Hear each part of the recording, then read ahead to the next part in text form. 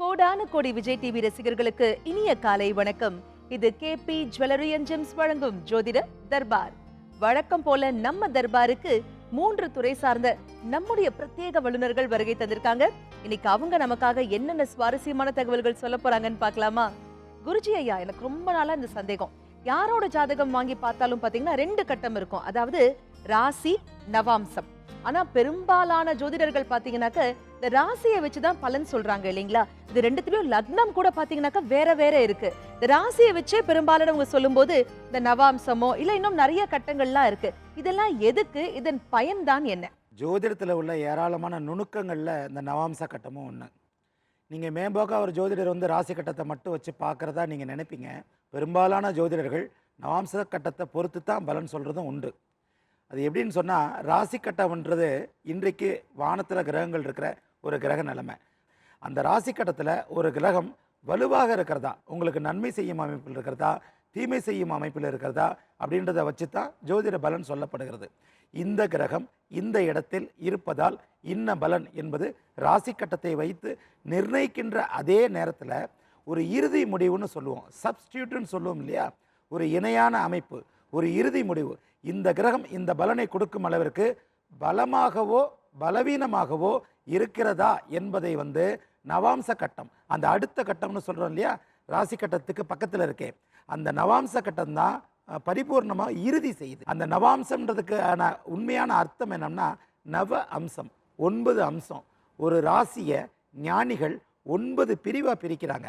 அப்போ அந்த 9 பிரிவுக்குள்ள அப்படின்னு வரும்போது எந்த 9வது பிரிவுக்குள் அந்த கிரகம் அந்த பலனை தரும் நிலையில் இருக்கிறது என்பதை கணிப்பதற்கு நவாம்ச கட்டமே அவசியமானது, உறுதியானது, இறுதியானது. என்ன மாதிரி குழம்பி போயிருக்கிற நிறைய பேருக்கு தெளிவான பதில் சொன்னீங்க ஐயா. இன்னைக்கு இந்த 12 ராசிகளுக்கு இந்த நாள் எப்படிப்பட்ட பலன்களை கொடுக்கும் அப்படின்னு பார்த்துடலாமா?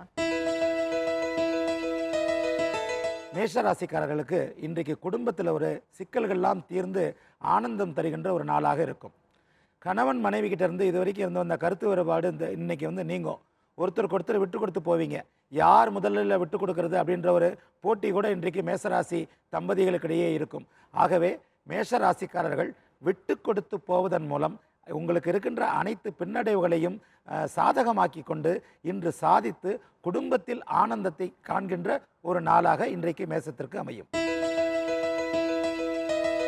ரிஷபம் இன்றைக்கு எதிர்ப்புகளை வெல்வதோடு கடன் தொல்லைகளிலிருந்து வெளியில் வர்ற ஒரு நாளாகவும் இந்த நாள் இருக்கும்.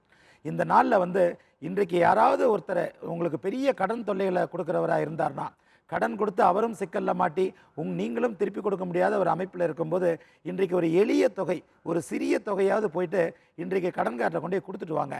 இன்றைக்கு நீங்கள் எடுக்கும் முயற்சி, கடன் எதிரி இவர்களை தவிர்க்க நீங்கள் எடுக்கும் முயற்சி நிச்சயமாக பலிதமாகும்.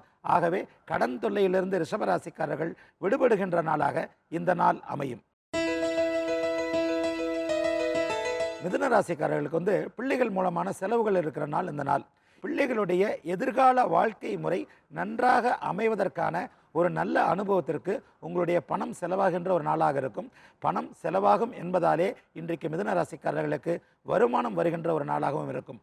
ஆகவே வருமானம் அது குழந்தைகளின் நல்ல விஷயங்களின் பேரில் செலவழிகின்ற நாளாக இன்றைக்கு மிதுன ராசிக்காரர்களுக்கு அமையும். கடகராசிக்காரர்கள் இன்றைக்கு நுணுக்கமான வேலைகளில் இருக்கிறவங்க ஒரு சாதிக்கின்ற ஒரு நாளாக இருக்கும். நுணுக்கமான வேலைகள் இருக்குது பாருங்கள், அந்த பிரித்து கழட்டி மாட்டுகின்ற வேலை, ஒரு இயந்திர தொழில் புரிபவர்கள் அனைவருமே ஒரு நல்ல செயலை செய்து வேலையில் இன்றைக்கி பாராட்ட பெறுவீர்கள். உங்களை மாதிரி ஒரு கவனமாகவும் நிதானமாகவும் நுணுக்கமாகவும் வேலை செய்வதற்கு ஆள் இல்லை அப்படின்ற பேர் இன்றைக்கு கடகராசிக்காரர்கள் எடுக்கின்ற ஒரு நாளாகவும் இருக்கும். அதே நேரத்தில் உயர் பொறுப்பில் இருப்பவர்கள், ஒரு அலுவலகத்தில் ஒரு ஹெச்ஓடின்னு சொல்லப்படுகின்ற ஒரு டிபார்ட்மெண்ட் ஹெட்டுக்கு இன்றைக்கு ஒரு மிகச்சிறந்த நல்ல நாளாக இருக்கும்.